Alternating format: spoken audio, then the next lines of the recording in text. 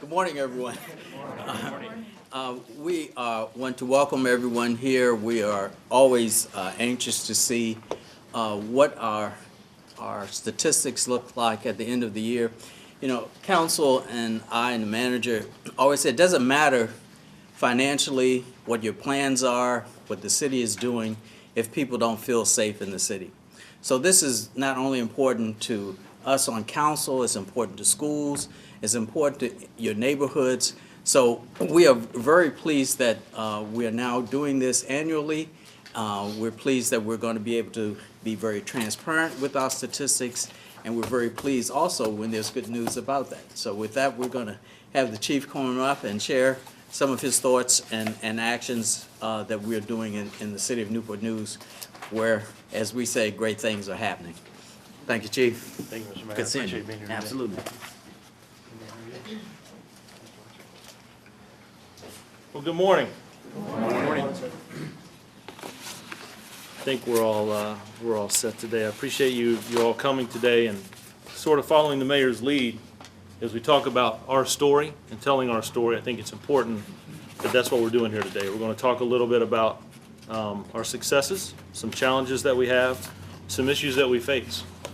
So as we go forward, I've got an opening statement that I want to go over, but as we go through this press conference and we look at our crime statistics, right, our numbers, I think it's important to remember that every incident we look at, right, every incident we look at affects or has affected an individual who is in our city, whether they live, work, or play.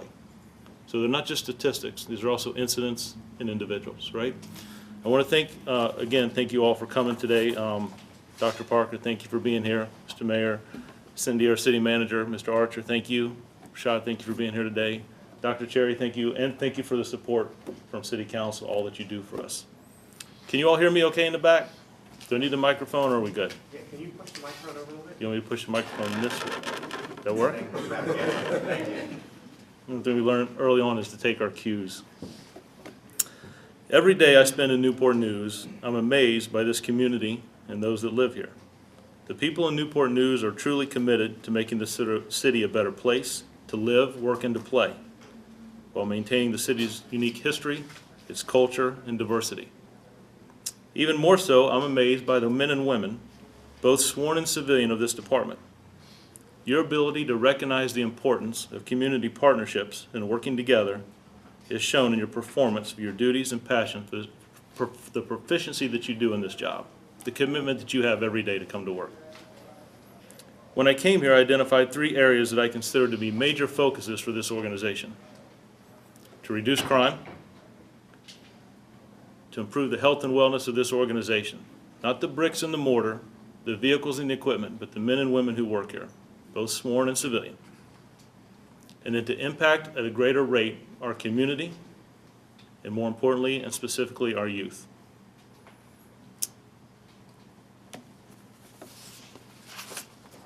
We've made great strides in these issues, all 3 of these focus areas. We did this despite the challenges that face law enforcement today, by adapting and maintaining steadfast to our commitment in providing the best quality service to our citizens, our neighborhoods, and our communities. All right, so let's get started with taking a look at our crime numbers. Is Howard Gwynn here today? You know, I was going to have you stand up here beside me. I didn't want to miss you. I want to thank you. I'm going to talk a little bit about when I first got here. But Vice Mayor Mitt, come on in. You ain't got to stand. Come on in. We got your seat all up here. I'm going to talk a little about when I first came here to Newport News, and some conversations I had with Mr. Gwynn. We talked a lot about this city. He gave me some strong education on the issues that this community faces and some of the challenges that we face. We need to do better. We need to focus on. And our sheriff, Gabe Morgan, I spent some time with him. He invited me down to the jail to look at the system they have there. And I thought we'd be there about 30 or 45 minutes to have a conversation. We spent about close to 4 or 5 hours, and we walked every step of that facility. And it gives you a different insight and perspective of some of the things that are addressing our communities and our challenges. And Dr. Parker, he made sure that he got a hold of me as soon as he walked in the door. And we have had a long-lasting friendship and continued conversations about things we want to do with the youth and our schools and our community. So as we take a look at our citywide year-to-date crime numbers, we had a reduction in every category of violent crime except our aggravated assaults. As you can see in the screens to my left and right and here in the middle, that we had we reduced our murder rate by almost 8%. We had 26 homicides in 2017, and we had 24 in 2018.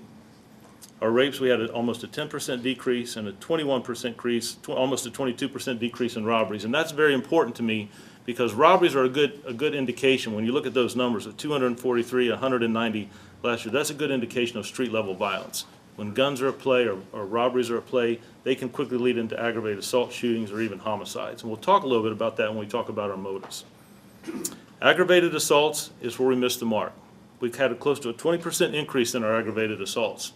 Now, as we go forward, we're going to look at our shootings. We had 92 shootings last year in 2018, and we had 90 the year before. So I didn't see a great spike there. So what was contributed to our increase? It's our domestic assaults. Strangulation is now considered an aggravated assault. And domestic violence is an issue that plagues our city. That we have issues with that. And it's a hard crime to address because so often it happens what? Inside residence. So this is important when we talk about citizens being involved. If you hear something, to say something. But it is a hard crime. And what I see, what I've learned, Mr. Gwynn has a very strong advocate. And I made a promise to this lady that I intend to keep. But what we find is we go to the same addresses multiple times for domestic violence. Arrests are made. Most of those cases are cleared by arrest. But when we get to court, he or she will drop the charges or refuse to testify, and that causes us some concerns and issues. And we continue to go back to the same locations.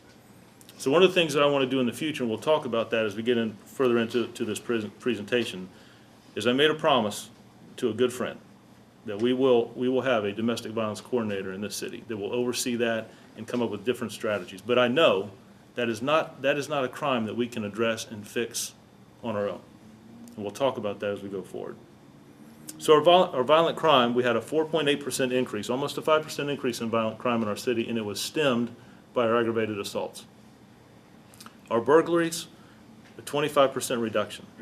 4% reduction in our larcenies, and our vehicle thefts remain the same. That led to a property crime reduction of almost 7%. So I want to hit burglaries for a minute. 825 homes broken into in 2017.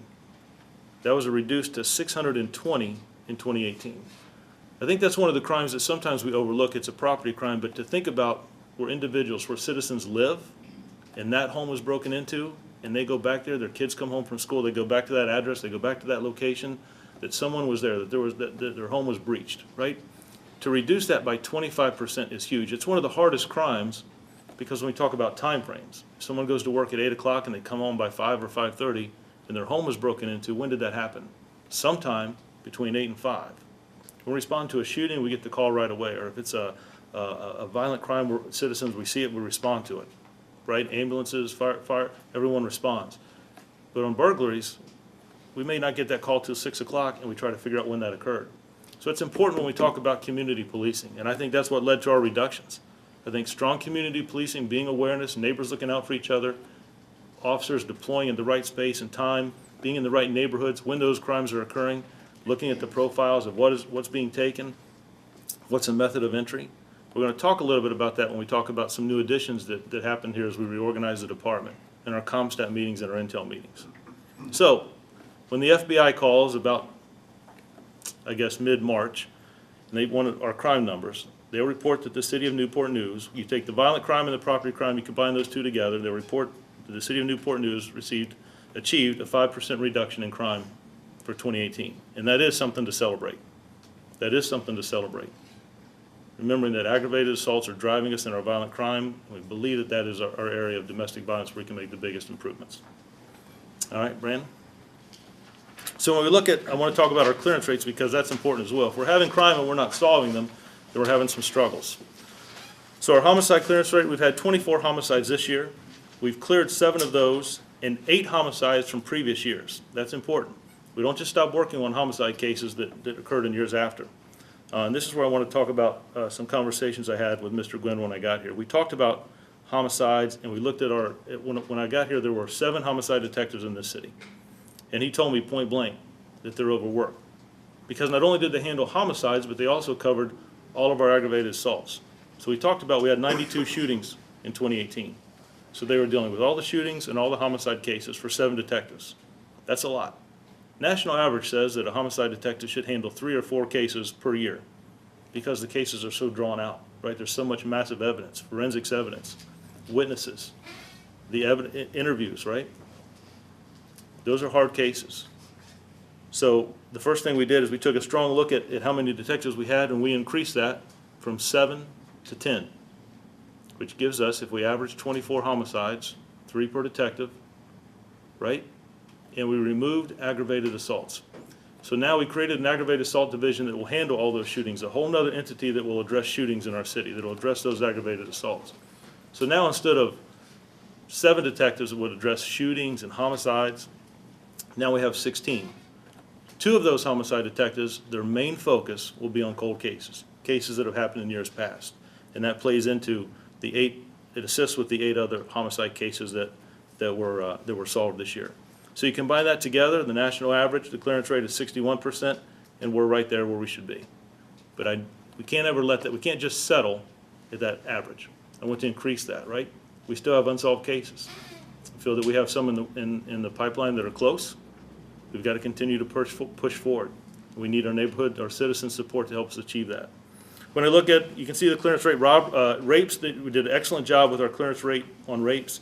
Most of those cases are by known parties. Most of the rapes that we have in the city are known individuals. And there's a good clearance rate, and the clearance rate is very quickly, arrests come very, very quickly in some of those cases. In robberies, we're above the national average. In aggravated assaults, we're sort of right there, 58 to 58. On the property side case, we had a 20% clearance rate with our burglaries, 20% with larcenies, and 20% with vehicle theft. So we're above the national average on vehicle theft and larcenies, and well above in burglaries. And the detectives and officers are doing a good job. I think one of the things that we did is we took some of the caseload off of our precinct detectives. Each precinct in our city has detectives that would focus on property crimes, right, or Part 2 offenses. But they're doing so many things with larcenies and auto theft, theft from building, and burglaries. So what we decided to do is lighten that load. I believe that our officers, the quality officers that we have here, can address some of those smaller offenses. And now our precinct detectives focus on auto theft, burglary, I'm missing one. Robberies. And our robberies. And that's important because we changed that this year. As we get into the precinct, we changed that. Robberies before were centralized at headquarters. We changed that and pushed that out to our precincts because I think it's important to have, the communication is so key when we talk about crime reduction and addressing crime proactively, that we took our robberies, we put them into the precincts, and now have our precinct detectives focusing on robberies, and that allows some room to create our aggravated assault division. So kind of how we restructured and reorganized will play a role. Okay. Next, I wanted you to just kind of see, we talked about our shootings. We had 92 shootings in 2018, and we had 90 the year before. So we're not making headway there.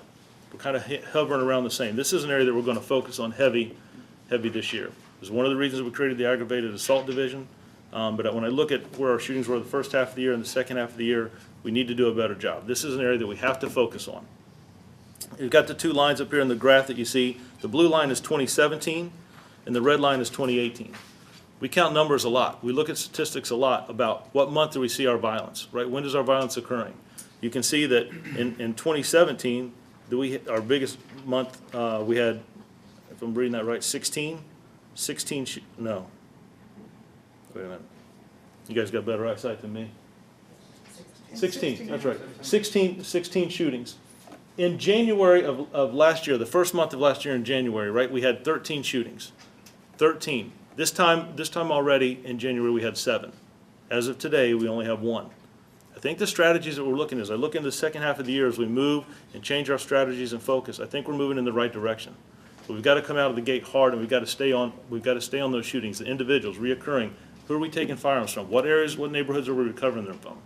Individuals that are arrested with firearms and drugs, Those are individuals we need to keep a focus on to make sure that we're doing the best case preparation we can, that we'll make sure that we're working with our judges, our Commonwealth attorneys to keep those individuals that are wreaking harm, havoc on our citizens away. We've got to protect our citizens, and the citizens see us being proactive. They will come more forward and interact with us. They'll share information, and that's important. Right, Uganda? As we talked about that when I first got here, our citizens have got to take our neighborhoods back. But we have to do that working together. Okay. So when we break our homicides down, it's important for me to look at not only our number, but what are the motives? What are causing our homicides?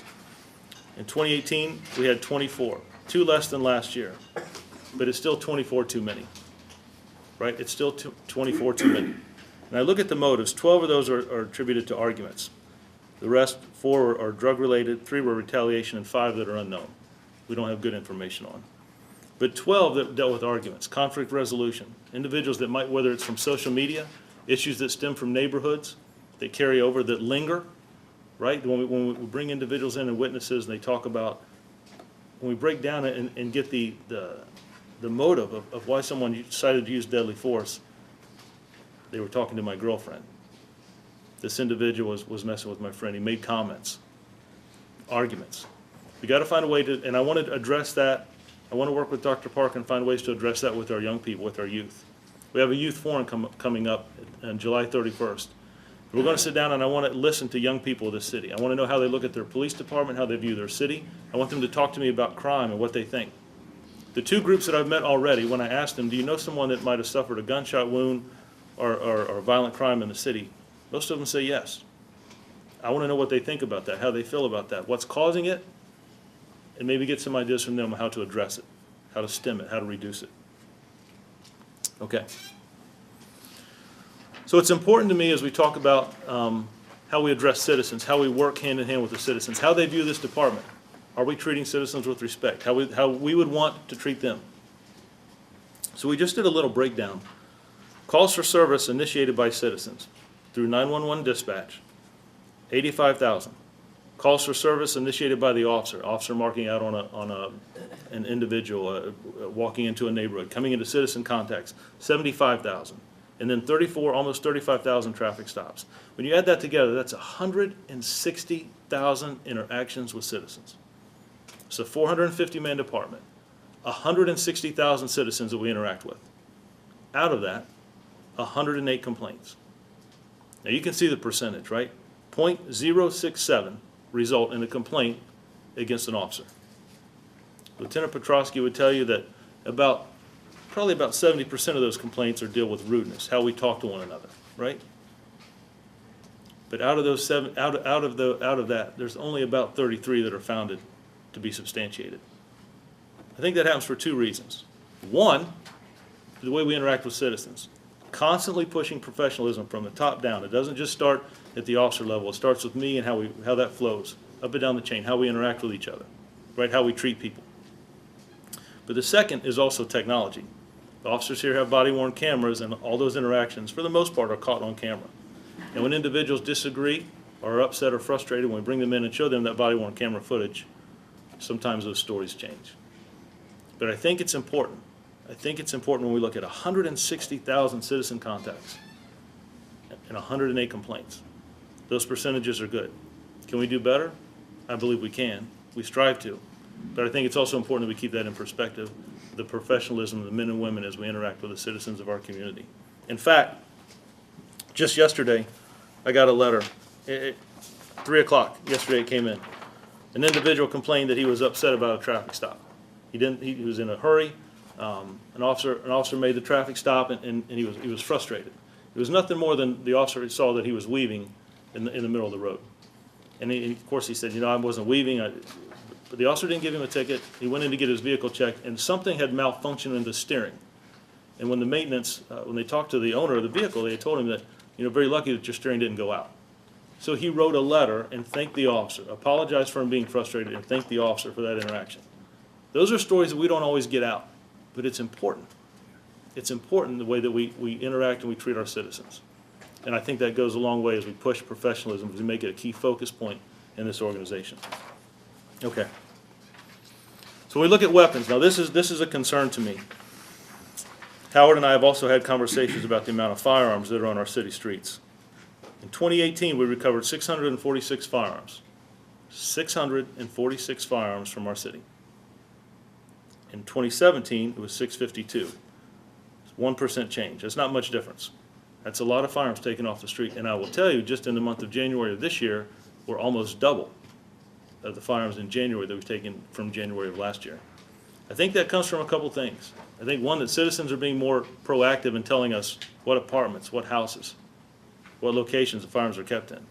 Officers going the next step in vehicle searches, right? A lot of firearms are recovered out of vehicles. But it's also about investigations, how we do a better job of that. From a traffic stop that may lead to simple possession of cocaine or marijuana, or an amount that's consistent with distribution, and rolling back on a search warrant from that individual who may say, I just left my house, or I'm going to my mother or father's, or I'm going to this hotel room. When you roll back on those search warrants to where they're going or where they came from, and we recover more evidence, right, more firearms, it's not just settling for that basic arrest, it's taking it to the next level. That's how we develop our people, that's how we get our community involved. And citizens watch. They want to know what we're doing. When citizens call and make a complaint, when they talk about a problem area or address, they expect, and they should, for us to take action.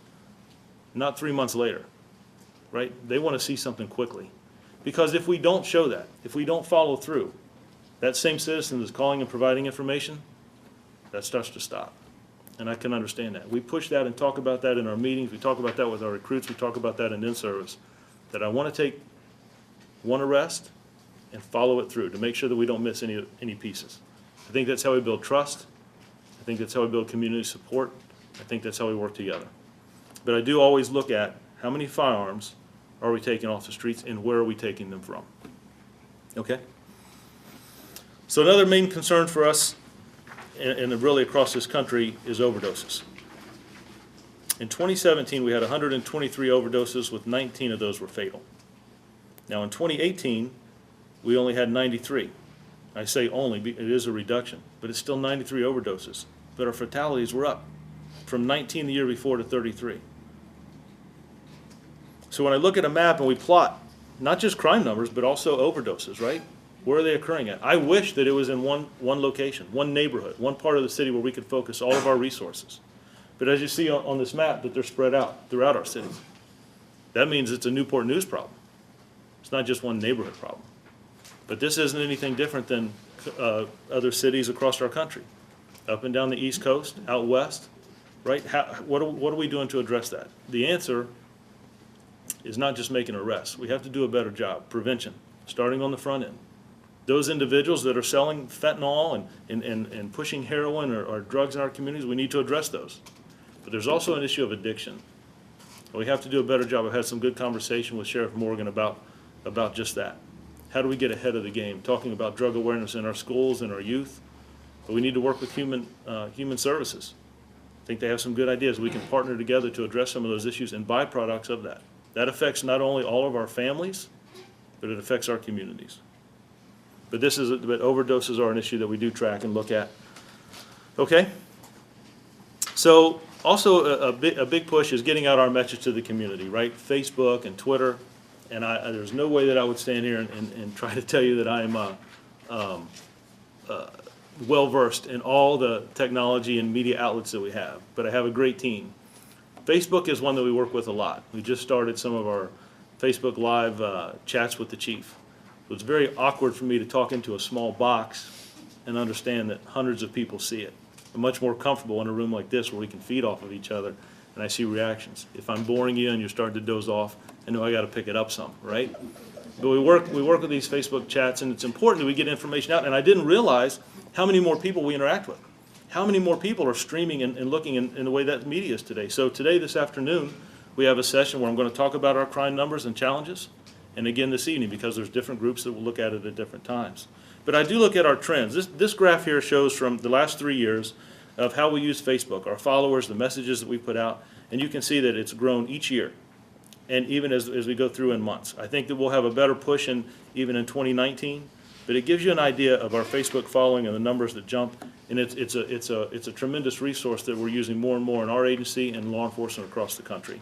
But I just wanted to give you a snapshot that when we look at our data, right, we're not just looking at crime and incidents, we're looking at other things, our overdoses, our Facebook? Who's following? Who's paying attention? And what questions are asked through our media outlets? Okay? So here we go. In 2018, there were some things that as I sat down with our command staff, that we wanted to reorganize some things in our department, and we changed some things. Our ComStat meeting, we brought that back. We meet twice a month on ComStat, one from 1 to 3. And I've invited, I invite some of our city officials, the U.S. Attorney, Commonwealth Attorney, to attend those meetings. But it's kind of the precinct captain. Every crime that occurs in this city happens in one of our 3 precincts. So our ComStat meeting it's kind of a global picture of what's happening in our neighborhoods, what's happening in the north, what's happening in the central, what's happening in the south. What strategies do we have in place to address it? What are our goals and measures, and are we achieving them?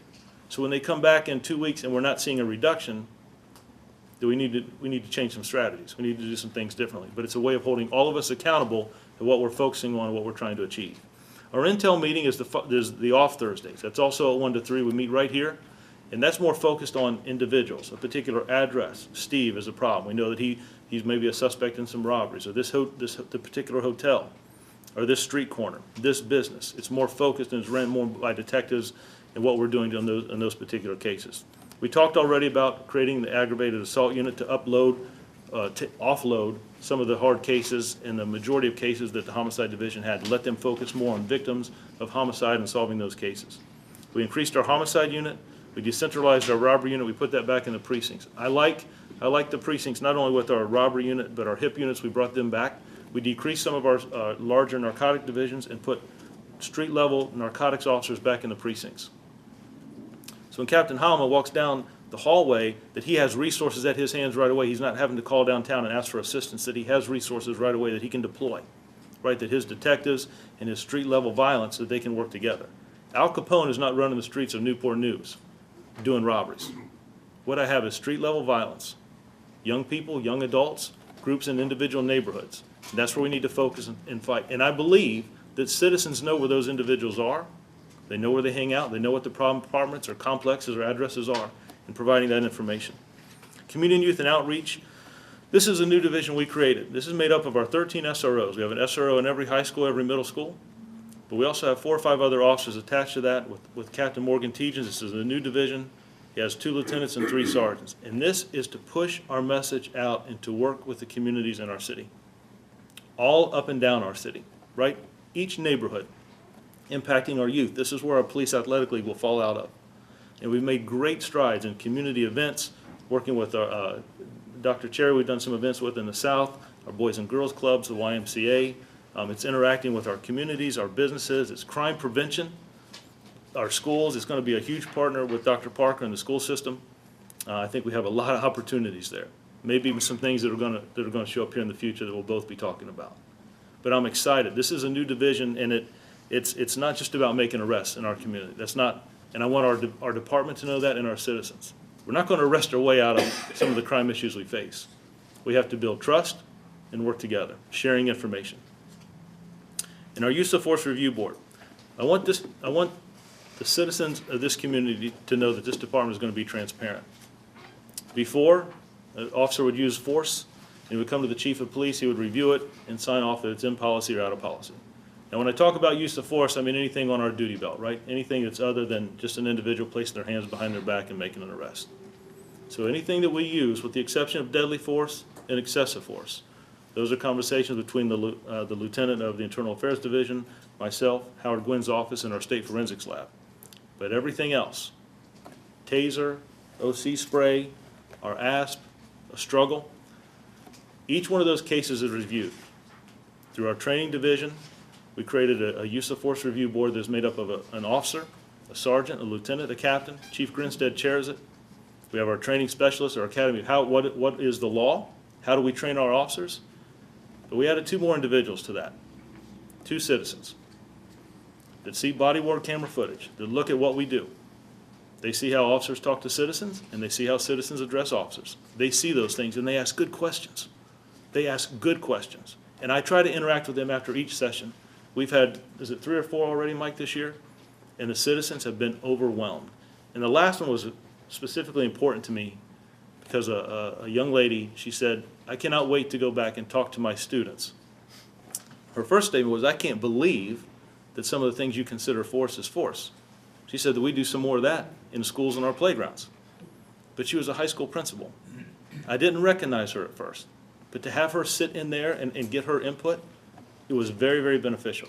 We also learn a lot on what we can do better, right? Are there addresses where the officer may have acted professionally when he responded, but if we know this is an address where we have routine problems, or if there's some mental illness issue at this particular location, could we send different officers or more officers before it's just a one-on-one interaction that can reduce that? So not only do we look at it as a training, but it's also being transparent with our community. And I think it has been very, very beneficial. Okay. So with new initiatives that have taken place in 2018, the Young Adult Police Commissioners partnered with Dr. Parker in our school. We have a freshman, a sophomore, a junior, and a senior from every high school in the city. We meet with them twice a month, right after our ComStat meeting, and we talk about hard issues.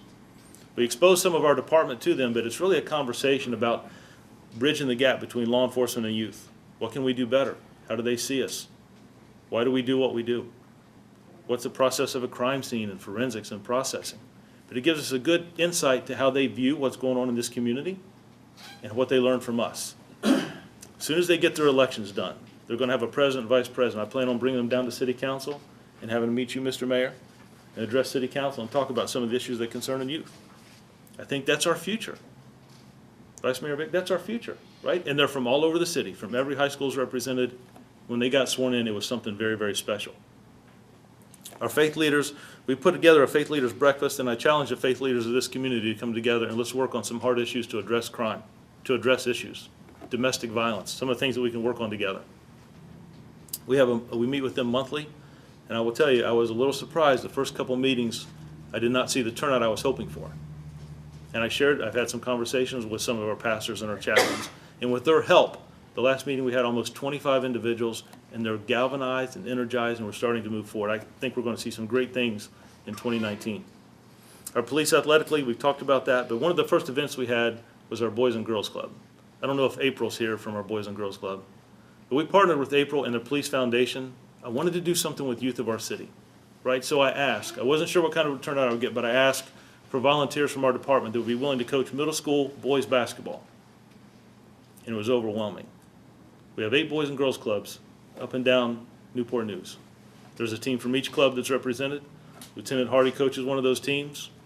I'm not going to talk about his record, but he coaches one of those teams.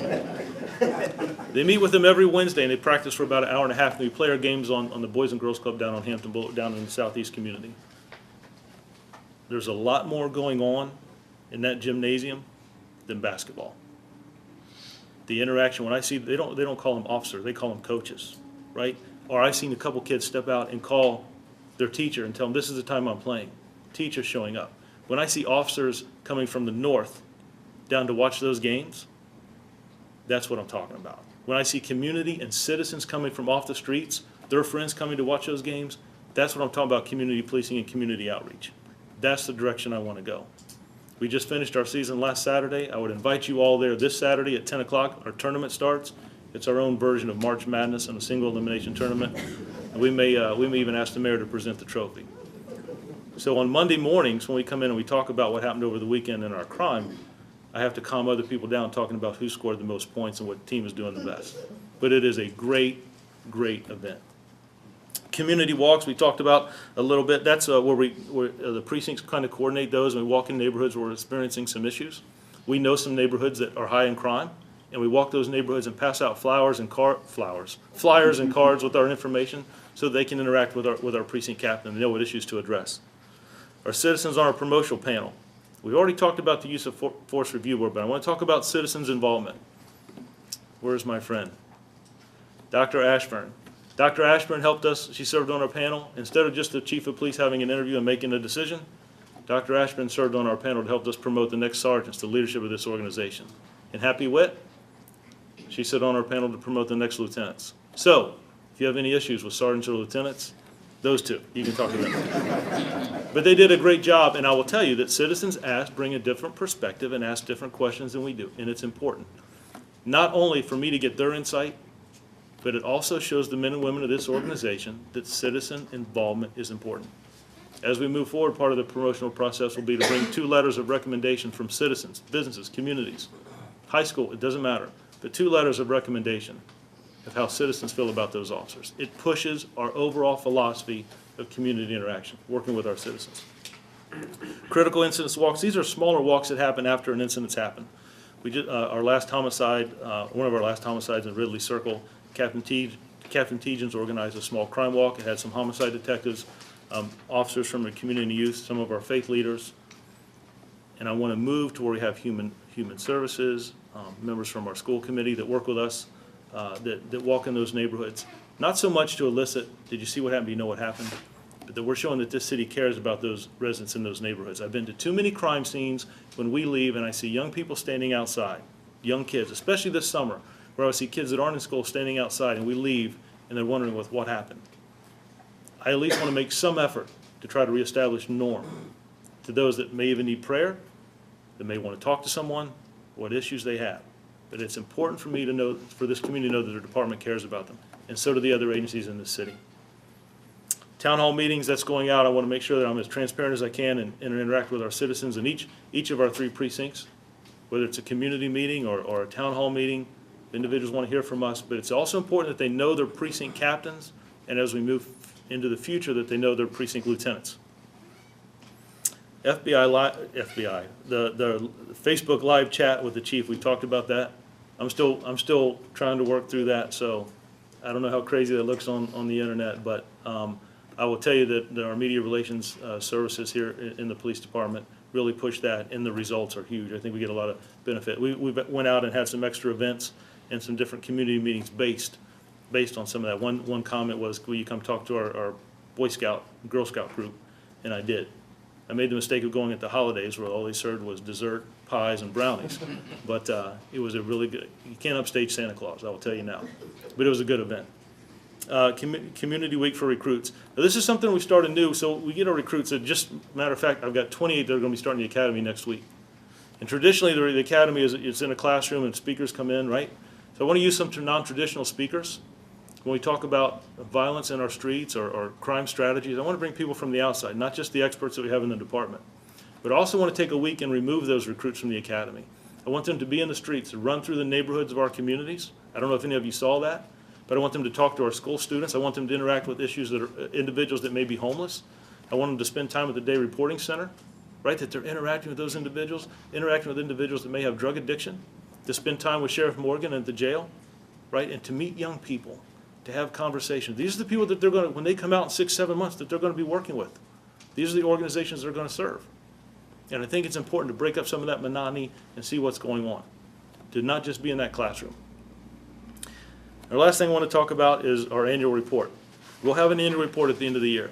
It's important for me to be able to give something to a city manager. This is what we're doing, right? That we can post on our website that this is our goals, this is what we tried to achieve, this is what we succeeded at in past, and this is where we fell short. This is what we're going to focus on in the future. But I've got to tell our story in this organization. Too many people don't know what this department does, and there are some huge success stories. I was blessed when I was picked to be the chief of police. I inherited a fantastic organization and some talented people. But I have got to do a better job of getting the good work that these officers do, sworn and civilian both, out into the community. That's why we're playing basketball with kids, right? To build community support and showing citizens that it's not just about making arrests. Law enforcement's changed a lot in the last 25 years. It's changed a lot. And as we move forward, I've got to do a better job of marketing this department and at least opening the door so people see what we're doing. We try to do that with our social media, our chats, what we post on the internet, our community meetings. But I set the tone for that. And I've got to make that a strong philosophy and push for this organization. You see some of the pictures there at the bottom. That is how we will change things in our communities, is community interaction. Okay. As we finish up here, I want to talk a little bit about our partnerships. This is huge. We know that we can't address all the issues that happen in this city. We can't solve them all, right? We have to have a strong partnership. Our city manager talks about that all the time. What can we do together to work together to achieve the same goals that we're trying to reach? We have a strong partnership with our city administration, our police foundation. Amanda's here. She does a great job. She supports the events. We just met 2 weeks right before the holidays and talked about what we want to do in 2019. Our human services, the fire department. I don't want to read all these to you. We've talked about the sheriff's department already, our Commonwealth attorney, and our schools. But also Redevelopment Housing Authority. We're going to have a strong partnership with them in 2019. Some of the areas that we're going to talk about, we're going to focus on as we move forward. Of course, our state, local, and federal partners. But as the screen I'm looking at to the right, I guess it would be your left. These are areas that may be not non-traditional that we're going to utilize to help reduce crime and build support in our communities. The Boys and Girls Club, the YMCA, Riverside Hospital, Ferguson, CNU and Cannon, Huntington Ingalls Industries, great supporters of the department. The clergy, our faith leaders, and the day service, the day reporting center. We're going to work and interact with what we can do better. As I move forward, that would be one of the things I would like to see a couple officers in this department dedicated to addressing the issue of homelessness. What resources, how do I get people hooked up to the right resources, right? How do I get them to the right place where they need to be? Those are things that I want to do as we move forward. But these partnerships is what allows us to have the successes that we have. These partnerships is how we rely on each other and think about outside the box thinking, better ideas. The Boys and Girls Club might have a better idea of how we can reduce some of the crimes in some of the areas, how we interact with our youth. The YMCA might tell me how to give me some good ideas about addressing domestic violence. It's not just going to be solved inside these walls at police headquarters. I believe that all these individuals, all these partnerships bring a valued relationship and ideas to our organization. As we move forward, our goals for 2019 is to continue to build and support our police athletically. Mediation sessions. I want to touch base on this. We talked about what the majority of the complaints that we get. It's rudeness, right? How we talk to citizens. Sometimes we get frustrated. Citizens get frustrated. And most of that's captured on body-worn camera. But I had a situation just before Christmas where I had a young man that was stopped by an officer. We'd had a homicide around the area of 22nd and Oak. I had a young man stopped by an officer. It was a good stop. They had a good conversation. The young man recorded it on his cell phone device. So we know, believe me, all my officers know citizens have cell phones, right?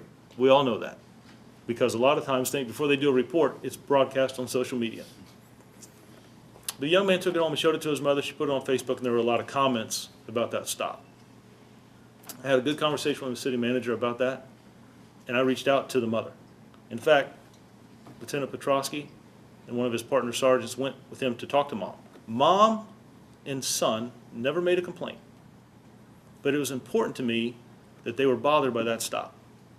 They went and talked to Mom, and Mom, I asked her to come downtown. I'd like to talk to her, if she's willing, and she agreed.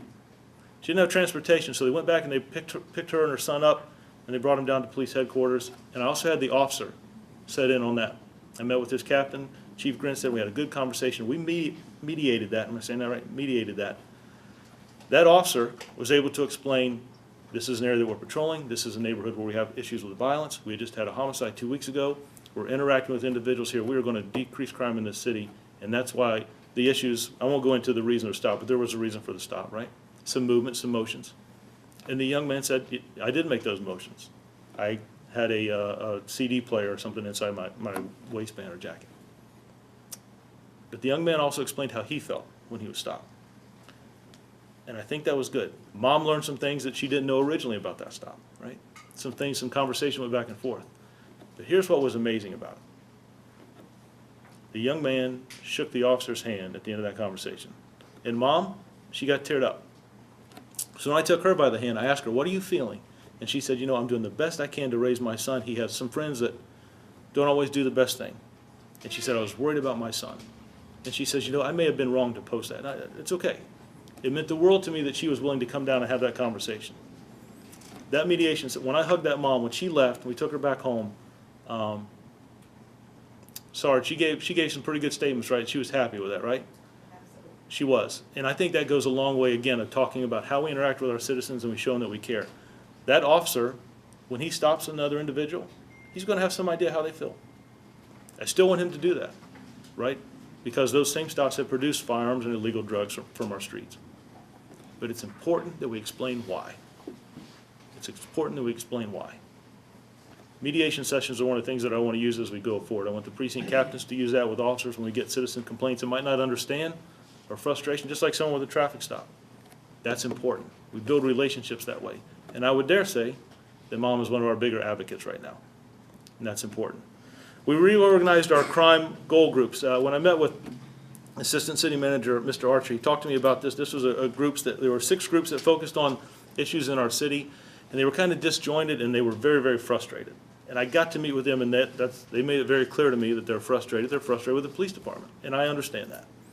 we've got to take a leadership role in some of these things. We've reorganized that. Captain Teach is a community youth and outreach group.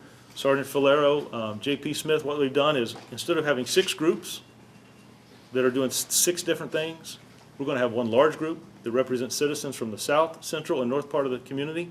We're going to pick 3 or 4 things that we're going to focus on, and we're going to work them together. We're going to meet regularly and stay focused. We are going to change the name. We're going to change and let them pick it. I would share it with you, but we'll let them release that. But we got to drive that. But I don't want to lose the interest of those citizens that want to make a difference. A couple of things that we're going to focus on, it's going to be on the next slide, we'll get there in just a second. But homelessness and suicides. Suicides were one of the things I've talked with Chief Grinstead and Chief Randall a lot about suicides in our community and some of the entities that we're seeing individuals that commit suicide from. I want to do more with our military, right? This is a military town. I want to work more with our military and see what can we do? What can we do on our end? Our homicide support group, this is something I want to partner with Howard Gwynn and his group. Howard, I'm thinking of Victim Witness, I think, runs that. We met last week. I think there's some grants coming, and I think that's important. It's important for us to build support for those citizens who've lost loved ones to violence. They're not forgotten, right? Do we share and have information? I want to know from our end, how are our officers interacting with their families? How did we handle that investigation? Did we let you know that we cared about you, that it's not just a statistic? Did we treat you, right? Did we take care of you through the whole process? And I believe it's one thing if Mr. Gwynn goes into a neighborhood and talks about reducing violence, or if I go into a neighborhood and talk about reducing violence, but if we walk in with a mother who's lost a loved one in our city, in our community, sometimes that has a stronger voice. She's going to connect with people. He's going to connect with people different than we will. We talked about a balanced scorecard. This is something we're going to focus on at the end of January. We're going to have clear goals and objectives of what this department's going to do. Every single division is going to set down parameters. We're going to set down on what our clearance rates are going to be, what our reductions in robberies are going to be, what strategies we're going to use to focus on that. But not just crime. Captain Tegens is going to look at how many youth am I impacting? How many programs can I do? What do I want to increase that by? I want to know internal affairs. How long does it take to do our investigations? How long does it take to get back to a citizen who makes a complaint? Can we shorten that? Can we improve that? What can we do better? And not just start, I'm not going to do it from my office and push it down. I've asked every captain of every division to start at the bottom, see what kind of goals and measures they want to set. They'll bring that up. We'll meet together as a group for a day and a half, and we'll put that out there of what our scorecard is. So every Thursday at CompStat, every Monday afternoon when we meet, every Thursday at Intel meeting, we'll look at that scorecard. Are we meeting our measures? If I want to have 6 youth forums throughout the year, and come July I've only got 2, I know I've got some work to do the second half of the year. But I'm also going to ask partners to help me meet those goals. How can we work together? Theme of Citizens Academy, those are things that we're doing now, but I want to continue with faith leaders. I'd like to have a Latino, and there's a big refugee population in our community. I'd like to have an academy that explains to them what we do, why we do it. There are good churches here that have offered their doors to do that, to help us with that. I think that's important. We already have some youth academies, but I'd like to increase that and build that bigger. The last thing, well, the second to last thing on this slide, you can go ahead and go to the next one, Brandon, but I want to talk to Dr. Parker. We have an SRO in every high school and every middle school in this city. That's not the norm. That's good. We're going to push that. We're going to continue that. But I'm not having the interaction with elementary schools that I'd like to have. When I was a kid growing up, we had the DARE program. I remember the officer would come by a couple times a week, and we'd interact with them. And I don't think you can ever start too early. I think that's important, right? But how do we do that? When we look at our strategic plan for this city, we're partnering with Dr. Woods Warrior. She's given us some advice and some ideas on things we can do and directions that we incorporate. We do more with youth, and we do more with some of these programs. And when she and I talked, I'm not interacting, Dr. Parker, I'm not interacting the way I want to with elementary kids. So that's one of the things as we move forward, I'm going to be asking Dr. Parker to tell me, what are some things, what role do you see in us? Whether we're having lunch in a cafeteria, I'm assuming the lunches are good, right? I'm assuming the lunches are good. Whether we're having lunches in the cafeteria or reading books at the library. Over the summer, I got to visit one of the elementary schools and read Berenstain Bears. I don't think those kids listened one bit to the story. They were asking questions about dogs and all the stuff we do. Can you turn the lights on? But it was good to interact with them. But I want to do more of that, right? I want them to see us as people who care about them. So in 2019 areas of focus, of course, we've talked about our homicides and our shootings. I want to do a better job with domestic violence, our homelessness, our overdose, and our suicides. Those are issues we're going to find ways, creative ways, to address. And the last thing I want to talk to you about is when I look back, we looked at some of the lighting issues in our community, when we looked at crime reporting in our issue, when I looked at violence in our community over a 3, and then we increased it to a 5-year period. There were 3 neighborhoods that kind of stood out. 3 neighborhoods that always continued to beat. These 3 neighborhoods we are going to have a yearly focus on from January 1 to December 31st. Courthouse Green, I met with that group the other day. I expected myself and Captain Delskowski were there. I thought there'd be maybe 5 or 10 people. I bet there were 30 people cramped in that apartment. And they were fired up. They want to change their community. They were fired up and excited to change their community. Ridley Circle and Marshall Courts are the other 2 that we're going to focus on every day in this department. Every meeting we have, there's going to be a report out of what is every division, not just what are the precinct captains doing in those neighborhoods, what is Captain Teagens' community youth group doing in that division, what are we doing with the kids from those neighborhoods, Captain Franklin, what are we doing with our narcotics division there, how many guns are we seizing from that location, what are we doing with our schools that those children go to school at, how are we partnering together? We're going to focus on those 3 neighborhoods, and I believe when we stand here at the end of the year, this time next year, and we talk about crime, that not only will we have a reduction in those neighborhoods, not only will we see a difference in those neighborhoods, that we'll also see a reduction in crime in our city. So before we go, I think the next slide is just going to be open up for a little bit of questions. I don't want to take up too much of your time, and I appreciate that you all came today. But as we close, in 2019, we're going to focus on improving our clearance rates. We're going to increase the resources for our special victims unit. I made that commitment, Howard, to a very, very special prosecutor, and we're going to do that. We're going to get a handle on the domestic violence. We're going to do a better job. We're going to create our police athletically, continue to build that, and find ways of working closer with our homeless communities. We're going to work with our community partners to help address our opioid epidemic. Now, again, we talked about that we saw, although overdoses were down, fatalities were up. They increased. These are just a few areas in 2019 that we want to focus on, and we'll continue to hold regular department open forums here where I speak. I think communication in any organization is hard. So when I have an open forum and I invite officers from every part of the city to come in, and try to answer their questions the best I can. Sometimes I don't know them. Right? Sometimes it's, can we buy different cars? Can we do this? Or but when we look at our facilities, when we look at crime, when we look at promotions, those are questions that individuals want to. I want to be as open and transparent as I can. But the same thing with our communities. I'll continue to have open meetings with our communities and organizations so they can address this police department, their chief, and their concerns. I think that's important. Challenges for law enforcement in this profession continue to grow and demands increase. I recognize, as we all do, that we can't solve these problems alone. Earlier I discussed how important the partnerships are for this organization and this community. There's a key focus area as we move forward. We may not always agree, but our communities and our neighborhoods, and to improve the quality of life, we all have to work together. Let me say this. We will make mistakes. We don't always get it right. At times, we will fall short. But we have done better today than we did yesterday, and we will do better tomorrow than we're doing today. Perceptions change. Times change. Training evolves and adapts. There's much more things going on in training and academies today than when I started, or maybe when Chief Grinstead started. There may be a few new things. But we'll continually reevaluate best practices, our training, and find new ways to increase our citizen involvement. I want to make sure, as Chief Randall reminded me today, that this is the most professional and best organization in law enforcement across our country. There are 180,000 citizens in Newport News that expect no less. So in closing, I want to thank each of you for coming today. I want to thank the men and women of this department for their dedication, for choosing Newport News. I'm excited. I ran into a couple of recruits in the hallway that we have starting next week. I know the city manager knows I'm excited.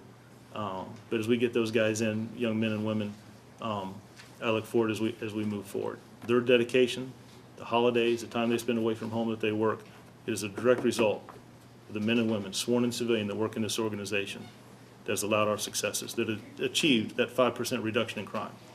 I expect that to be higher next year, and we'll continue to move forward.